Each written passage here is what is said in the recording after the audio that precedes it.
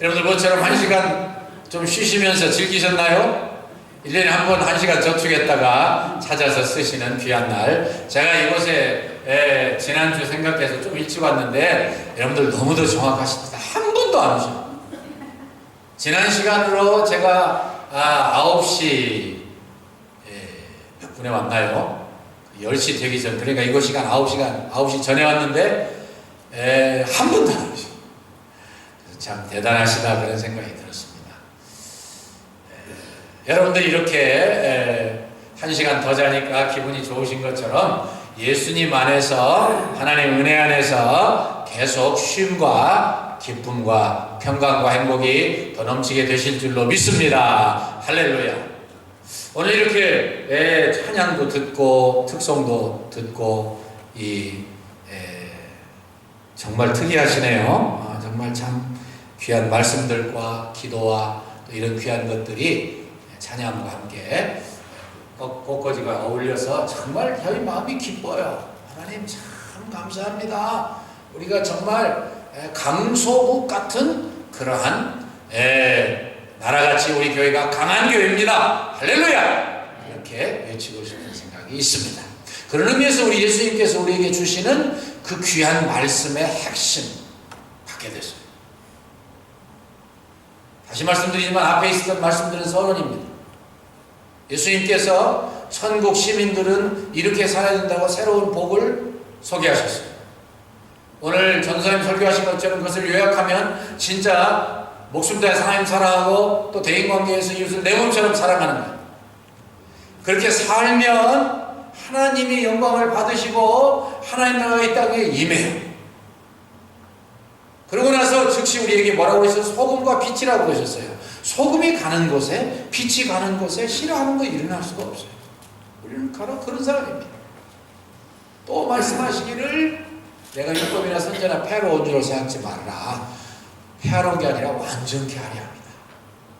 내가 율법을 완성하러 와서 당신 몸을 직접 바치셔서 그렇게 하셨죠. 그리고 계속해서 말씀하시기를 그러기 때문에 이 말씀 하나라도 버리지 않고 그것을 실천하면서 그대로 사는 사람, 지키는 사람은 천국에서 크다 일컬음 받을 거야. 하나라도 버리고 또 그렇게 사람 가르치면 천국에서 지극히 작다 할 것이지만 행하면서 실천하면서 하면 하나님이 크게 축복하시고 크다고 인정해 주십니다. 그래서 너희의 의가 서기관과 바리새인보다 더 나아야 돼. 그렇지 않으면 천국 못 갈 거야. 참으로 무시무시한 말씀하신 거죠.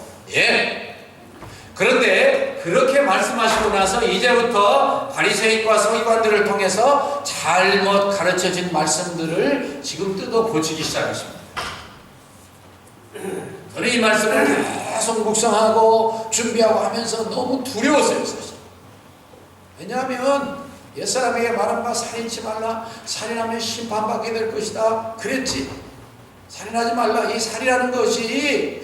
그런데 나는 너에게 이르노니 이 너희가 마음으로 미워하고 살인하면 벌써 너희들은 심판받은 거야. 심판받는단 말이 무슨 말씀이냐면은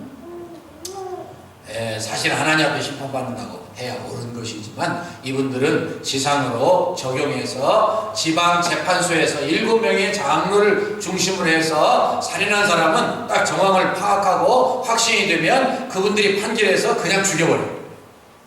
사형 언도에서 사형 집행을 받는 거죠. 그러니까 이것이 참 얼마나 겁나는 일이에요. 반드시 죽여야죠. 특별히 노아 홍수 이후에 노아가 방주에서 나온 다음에 하나님은 그에게 특별한 명령을 또 하셨습니다. 사람이 누구든지 피를 흘리면 그 피를 흘리게 할지니 이는 하나님의 형상대로 사람을 지으셨기 때문이다. 살인하면 그것이 타살이든 자살이든 간에 하나님의 형상을 파괴하는 걸로 생각한 거예요. 성경 말씀은. 그래서 절대로 살인하지 말아요. 당연한 거죠. 근데 이제까지 우리는 어떻게 해석했어요? 밖으로 직접 사람을 죽이는 것이 살인이라 이렇게 생각했어요.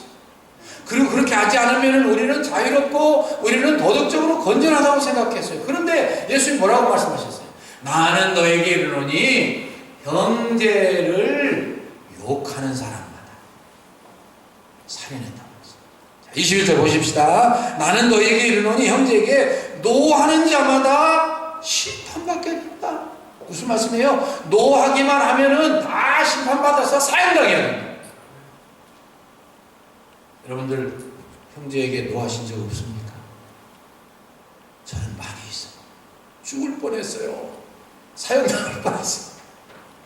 제가 웃으면서 이야기하면 안 되는 건데 이 말씀을 자꾸 깊이 생각해 보니까는요, 하나님이 어마어마한 이야기를 하신 거예요. 형제에게 노하는 자마다. 우리 다 성질이 급해가지고 한 번쯤 화냈잖아요. 사랑스러운 아내에게도 남편에게도 화냈잖아요. 형제에게도 화냈잖아요. 그러면 심판받게 된대. 판결받아서 사형 집행. 얼마나 어마어마한 이야기예요. 이 말씀을 조금 더 세밀하게 들여다볼 필요가 있습니다. 헬라어에 화를 낸다는 말은 두 가지죠. 두모스와 올게라는 말이 있어요. 헬라 아는 분들 계시는데, 두모스라는 말은 성질이 팍 해가지고 화냈다가 금방 식어지는 것을 말하고, 올게는 좀 달라요. 여기서 말씀하는 올게인데, 올게는 미움을 품었다가 그 다음에 화를 내는데 이 분노를 갖다가서 계속 없애지 않냐고 마음에 두는 거예요. 그래서 그것이 점점 증진되는 거예요. 그래서 분노로 가득 찬 마음을 그대로 허락하는 거예요. 생각해 보세요. 내 마음에 분노가 가득 찼는데 그 사람 보면 욕이 나와요, 안 나와요? 당연히 나오죠. 근데 그렇게 하면 죽는데요. 심판받아서 사형당한다. 심판받아서 사형당한다면 이게 얼마나 겁나는 이야기입니까? 저는 한편 생각할 때 앞으로 두 가지 더 제가 설명드려야 되는데, 왜 예수님께서 이렇게까지 지독하게 말씀하셨나, 그런 생각이 자꾸 났어요. 두 번째는 뭐라고 그러세요? 형제에게 나가라고 하는 녀석들은 사내들인 공의에 붙들려 가게 될 거예요. 그것은 여러분들 잘 아시는 것처럼 각 지파에 6명씩으로 구성돼서 72명, 70인 공의회라고 그랬죠. 거기서는 최종, 국가의 가장 중요한 일을 최종적으로 판결하는 그런 곳이에요. 그러니까 형제에게 나가라고 하면은 거기 가서 반드시 중형을 받고 죽임 당한다, 그런 뜻이에요. 그럼 나가란 말이 뭐게요? 나가란 말이 번역하기 어려우니까 그냥 나가라고 해버리셨어요, 번역위원들이.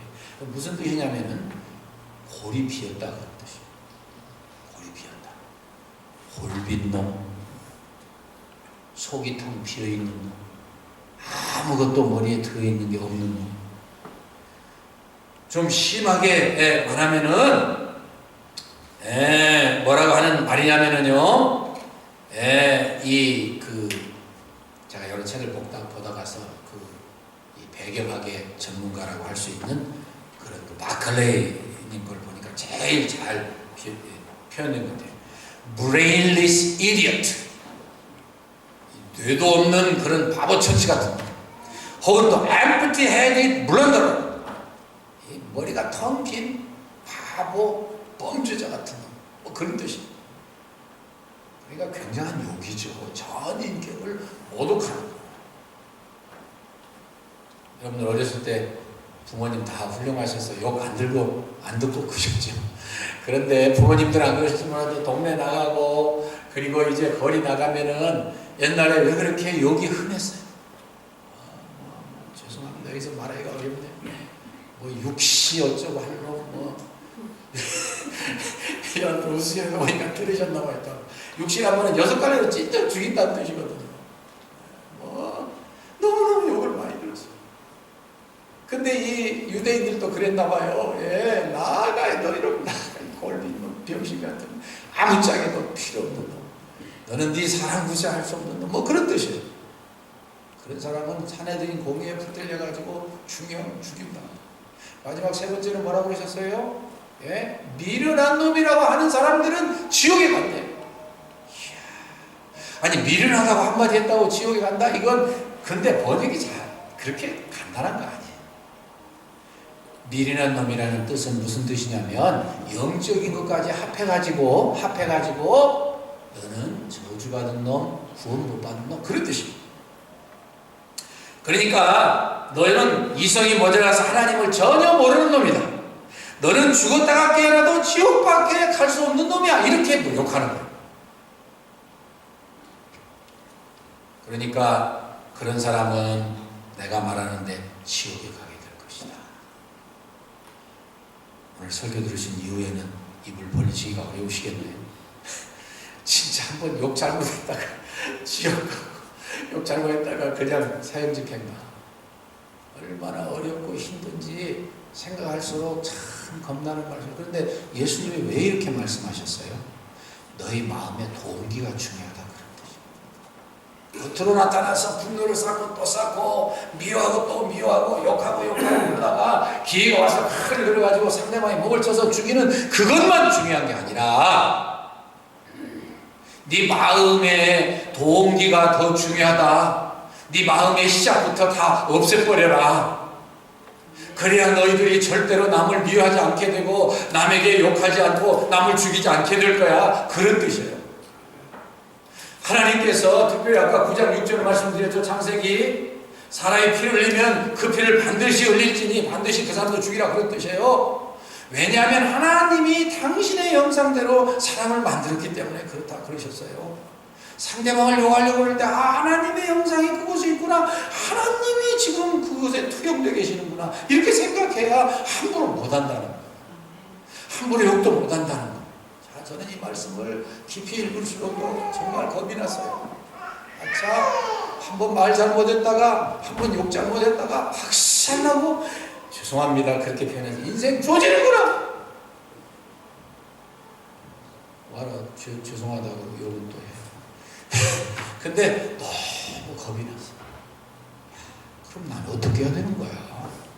어떻게 해야 되는 거야 도대체? 입을 꽉 다물고 말하지 말라는 거야?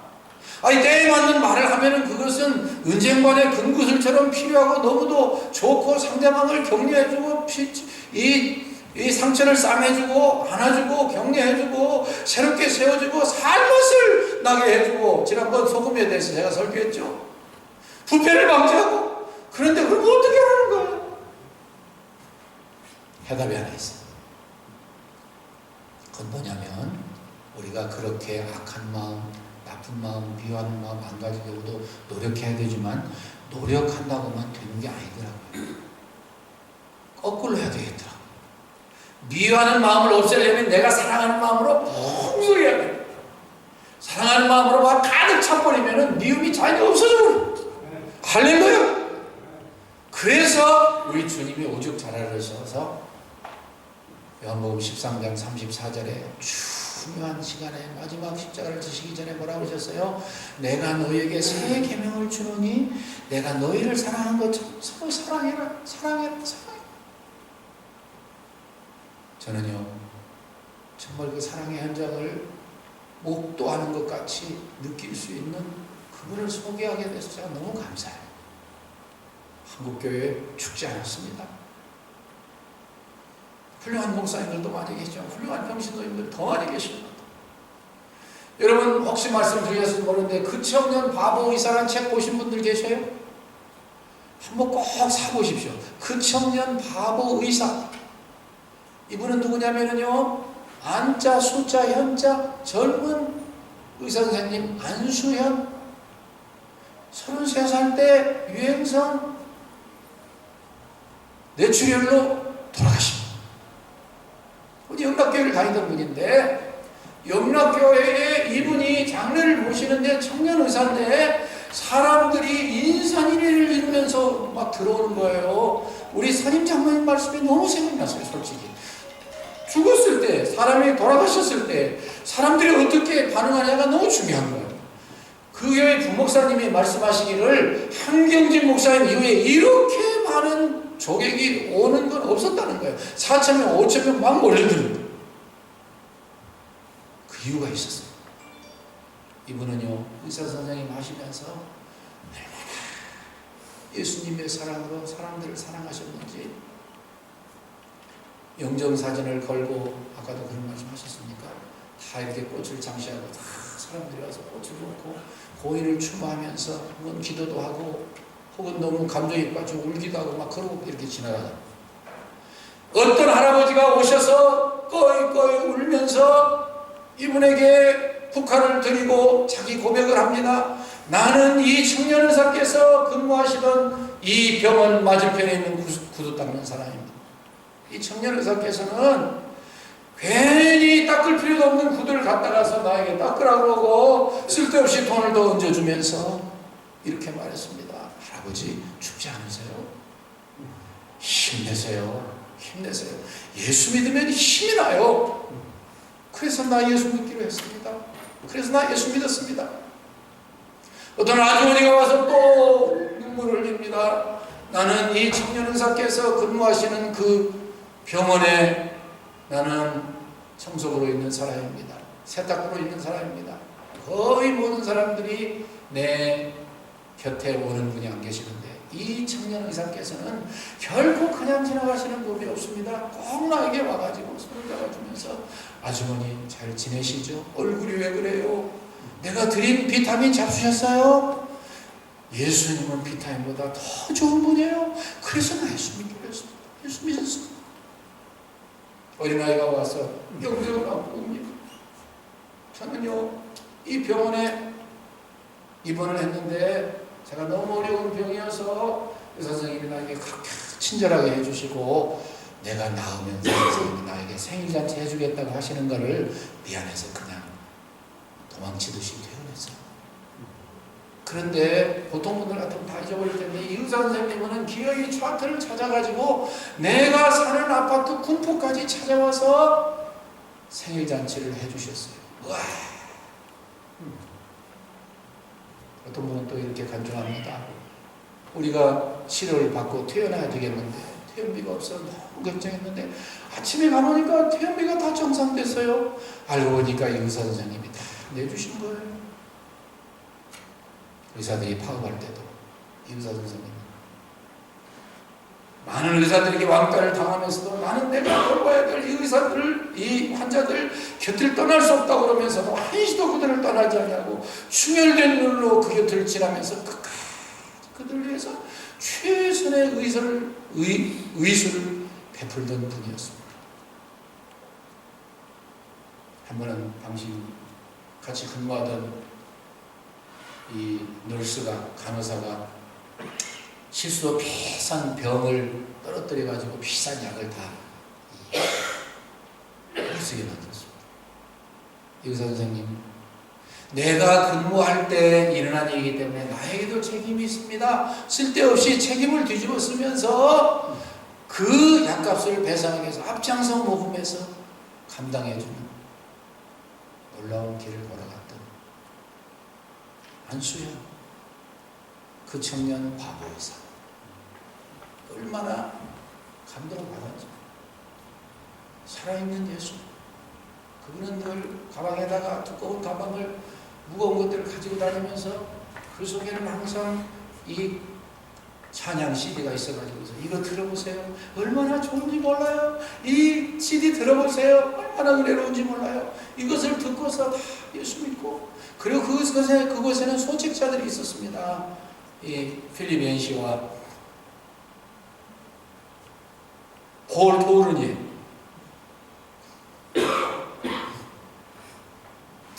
이 책 참 좋아요. 간단한 책자니까 읽어보세요. 수많은 사람들이 예수 믿고 그분이 돌아가신 다음에 우리가 어떻게 이문이 없이 세상을 다시 살아갈 수 있을까? 그야말로 여러분 우리가요 미워하지 아니하고 욕하지 아니하고 저주하지 아니하고 이 노래가는 것도 중요해요.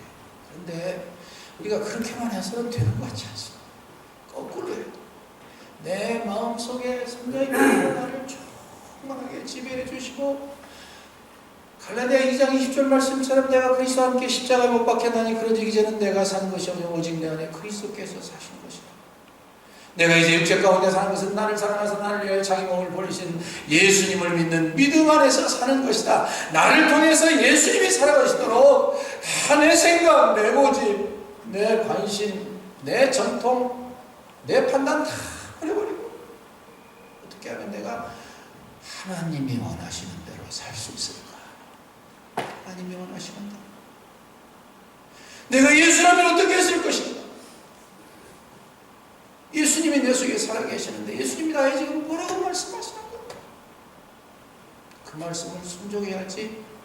안 돼도, 힘들어도, 고통스러워도 계속 순종하기 위해서 성령님 의지하고, 주님 내 회개와 믿음을 받으시고 성령으로 충만하게 해주시옵소서. 말씀과 기도로 나를 충만하게 해주셔서 예수님께서, 성령님께서 나를 통해서 살아주세요. 하나님께 간구하면 하나님이 여러분들과 제 기도를 들으시고, 우리 장로님 그렇게 기도해 주시고, 우리 전도사님 설교해 주시고, 찬양하시고, 특성하시고, 그렇게 아름다운 꽃을 장식해서 하나님께 어찌하든지 더 기쁨되려 하는 그 모든 소원이 풍성하게 이루어지게 될 줄